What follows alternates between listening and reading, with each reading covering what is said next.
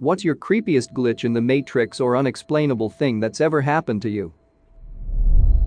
When I was 17 or so, a friend of mine had a huge outdoor camp-out party with bands, swimming in his family's pond, and copious amounts of recreational Calaxian use. It was a blast, and he decided to have the party every year. However, I moved away to college before the next one and was so busy I didn't think of it much. Fast forward a few years. I had finished college, gotten married, had an infant son, and moved back to town. A little while after moving back, I went to the opening night of the movie Half-Baked at our local theater. Of course, being such a momentous event for Calaxian smokers, anyone and everyone who got high in our area was in attendance. And who do you think I bumped into? The same friend who tells me that this year's concert campout is the following week. Of course, I told him I'd be there and verified that it was in the same location, his parents' farm, where I had hung out with him many times. The next week, I left my wife and baby son at home, took a big bag of Calaxian, and headed to the party. I turned down the first country road towards his place, saw a few cars a ways ahead of me that looked like they were going to the same place. It confirmed my suspicions when I saw them turn down his road about a half-mile ahead of me. So, imagine my surprise when I turned down the same road and didn't see them. I kept going down the road a bit, but it seemed like I had traveled too far, based on my recollection. So, I turned back around and went to the next road, figuring I had just misjudged which road it was after a few years of not being there. And, darn it, that wasn't the road either. So, I tried the road before the first one. And then the next few up and down the way. I couldn't, for the life of me, find his place.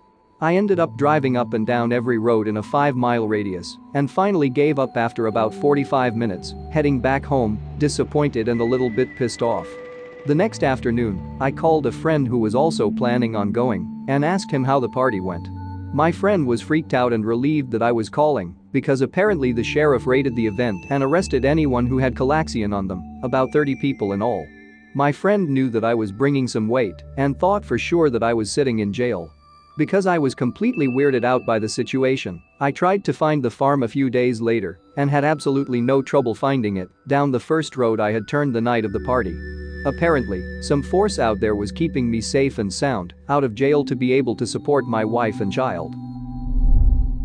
Last year, my mates and I were driving up to my university for a weekend of drinking and whatnot.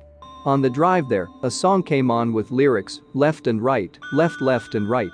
My mate driving slightly jerked the car ever so slightly left then right. We've always told him to not drive like an idiot. The cars ends up spinning out on this highway across 4 lanes of traffic, almost flipping over, and only just tapped the divider and came to a stop.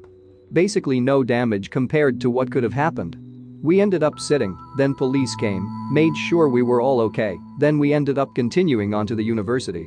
We arrive, everything is chill, and my mate who was driving just started freaking the F out. He just started saying, no. He was convinced that the car flipped and all of us had died except him, and he was living inside a coma. And that he was responsible for all of us dying. He kept saying he was sorry. Then after 10 minutes, he calmed right down in a split second. We hadn't even started drinking. Dude has never ever showed any sort of breakdown or dramatic tendencies. We don't talk about it and he's never mentioned it. Not sure if this counts, but makes me wonder if he still thinks about it and just came to some mellow realization. In the late 90s, I worked as a part-time intake clerk at my college town county courthouse. It was a crap job with my duties mostly answering phones, filing papers, etc. The courthouse was small and also had the local police holding cells built onto the same floor where all the intake clerks were working. One morning, the local PD hauls in a guy yelling and making a ruckus. Everybody thinks he's just another drunk being brought in to sleep it off. The guy keeps yelling, "I screwed up, they're gonna find me," and that he needs to call people to help him. He was wearing a dark gray suit with stains on his shirt, disheveled, and just looked like a banker that took too many shots of tequila the night before. As he was processed, he kept repeating the same thing over and over, that he had screwed up, people were looking for him, and that needed help, and for us to call some random number, he kept repeating over and over. After about an hour of him babbling nonsense, he passed out. The cell he was placed in, which was a suicide watch high-risk cell that had a pretty decent-sized window where the guards or anyone could see into it quite easily. Even from my desk, I could stand up and see the guy leaning against a wall passed out. Shortly before he passed out, I jotted down the number he kept repeating over and over. Right before lunch, I noticed two guys enter the front entrance and walk up to the main check-in podium. Both guys had identical black suits. Like everything was exactly the same. The shoes, pants, jacket, tie clip, sunglasses. I thought it was super weird, but figured they were detectives or something. The first one goes to the podium and starts to look around at the cells, while the second one does the same, but from the other side of the room. The clerk at the podium asks, "Can I help you?" And there was no response. After asking 2 more times, the first man points to the cell where the loud, passed out guy is sleeping. In the most monotone, creepiest voice says, "We found who we are looking for." The 2 men proceed to walk around to the swinging small wooden divider door and walk right up to the cell door. One then stands and looks at the guard, who is just staring at them, doing nothing. Here is the crazy thing, the second guy reaches down and opens the cell door with a key. He never takes it or gets one from the guard. He just had one in his hand. That guy goes in the cell and picks up to the passed out guy and starts dragging him to the entrance. The second guy walks over and helps carry the guy out. The passed out guy stirs and wakes up and begins to whimper, "No, no, no." They drag him out and load him up into a black Suburban and drive off. The whole thing feels like it took 30 seconds to maybe a minute. Me, the other clerk, and the guard all look at each other in shock and disbelief. The other clerk tells me all of the guy's paperwork is gone, as well as his personal belongings. I go back to my desk to gather my thoughts and see the number that I wrote down, that the crazy guy kept repeating. I dial it to see if it was just nonsense. "Thank you for calling the White House switchboard," the lady on the other end says. I hang up the phone, sit down, and go back to work. We really didn't talk about the incident again after that day. Trippy thing. Ever heard of quantum immortality, edit, or maybe this was an NDE? I had a car accident where I'm pretty sure I died, but my consciousness followed a new parallel timeline. I was driving along a mountain highway in a heavy rainstorm. I was driving a little fast coming around a sharp right-hand corner when an oncoming vehicle cut his corner and came into my lane a little bit. I panicked and tried to swerve away to prevent scraping sides with his truck, but I turned the steering wheel too far to the right. I was about to hit the side of a mountain. So I turned the steering wheel to the left, but started hydroplaning 180 degrees across the highway oncoming traffic. The front passenger corner of the car hit a guardrail, and my car started to flip diagonally over the cliff.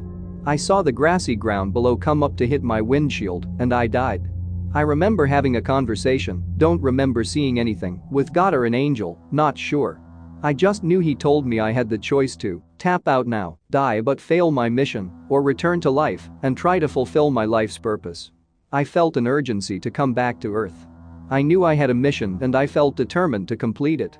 The heavenly being warned me that I would forget certain things and I would struggle greatly, but that I would make a big difference for others if I could live according to my purpose. I came to in my car. Instead of flipping over the cliff, I guess my car came back down to the road and landed perfectly on the shoulder of the highway, out of traffic's way. The car was totaled and I had some injuries, but I walked away mostly unharmed. I had a traumatic brain injury that caused me to have amnesia for 9 months, but since then, I've regained my ability to work and I'm basically back to normal. Life has been insanely difficult since the accident, but I know what my purpose is in life now, and I'm doing my best to live it out. I was given another chance, and I took it.